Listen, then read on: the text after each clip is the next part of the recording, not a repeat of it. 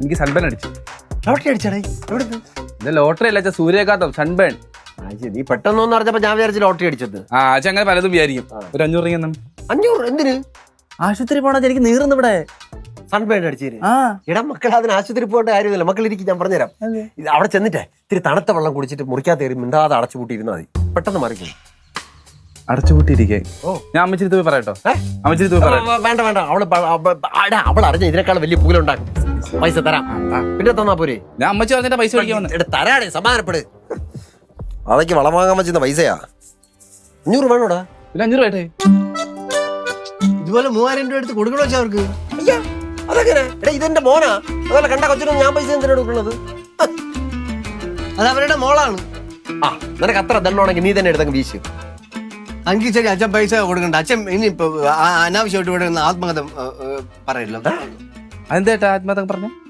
എനിക്ക് അറിഞ്ഞൂടാ, ചുമ്മാ ഇരുന്നിട്ട് വായി തോന്നണൊക്കെ വിളിച്ച് പറയണോ ഓരോരുത്തരെയൊക്കെ. വായി തോന്നണ വിളിച്ചു എന്തുവാണ് ഇതൊക്കെ?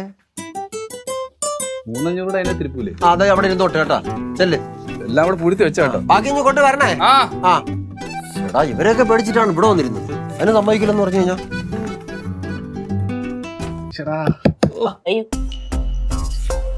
എടാ നേരെ വീശടാ. എടാ അത് ആംഗിൾ കിട്ടുന്നില്ല. കുറച്ച് ആംഗിൾ കിട്ടുന്നില്ലേ? ഞാൻ ആംഗിൾ നോക്കി വീശന്നാ. നല്ല ശക്തിയായിട്ട് വീശി വീശ അങ്ങോട്ട്. സോറി. എടാ നല്ലായിട്ട് വീശടാ. നന്നായിട്ട് വീശുന്ന. Hi hi Sumesh. സുമേഷ് എങ്ങനെയുണ്ട് ഇപ്പൊ? വലിയ കുഴപ്പമൊന്നുമില്ല. വേദന ഉണ്ടാ?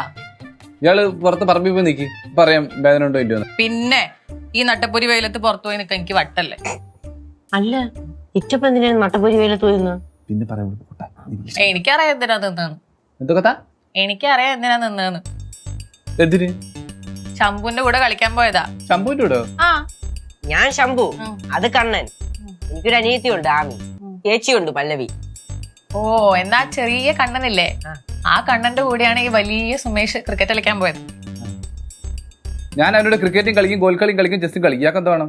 എനിക്കൊന്നും വേണ്ട, ഞാൻ തനിക്ക് വല്ല ഹെൽപ്പും വേണോ ചോദിക്കാൻ വന്നേ. എന്തോന്ന് ഹെൽപ്പ്? തനിക്ക് വല്ല ഓയിന്റ്മെന്റ് എങ്ങാനും വേണോ ചോദിച്ചു വന്നതാ. ഏത് ഓയിന്റ്മെന്റ്? എന്റെ നല്ലൊരു ഓയിന്റ്മെന്റ് ഉണ്ട്, അത് തേച്ച് കഴിഞ്ഞാൽ അത് പെട്ടെന്ന് കരിഞ്ഞു പോകും. എടാ കരിയുന്ന് പറഞ്ഞാലേ അത് പെട്ടെന്ന് ഉണങ്ങി പോകുന്നു. 300 ഫ്രണ്ട്സ് പറഞ്ഞിട്ടുണ്ട്, ആരെയും ഒന്നും മേടിക്കില്ല. തനിക്ക് വേണ്ടെങ്കിൽ എനിക്ക് ഇത്ര നിർബന്ധമൊന്നുമില്ല. നിർബന്ധിക്കേണ്ട, തൽക്കാലം ഹോസ്പിറ്റലിൽ നിന്ന് കൊണ്ടുവന്ന ഓയിൽമെന്റ് അത് ഞാൻ തേച്ചോളാം. എടോ സുമേഷ്, നല്ല മരുന്നാ ഇത്, പെട്ടെന്ന് അത് ഉണങ്ങി പോവും.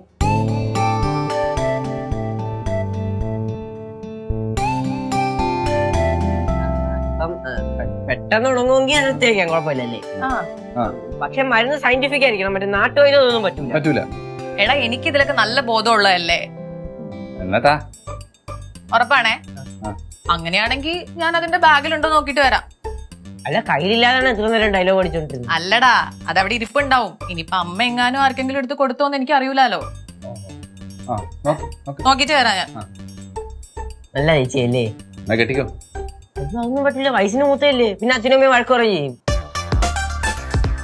ഇതിനകത്ത് കിഴിഞ്ഞം കറക്കും. കെട്ടാൻ നടക്കുന്നു. ബാക്കിയുള്ള മുത് കളകണക്കിരിക്കുന്നവന് വീട് വീശടി വീശി.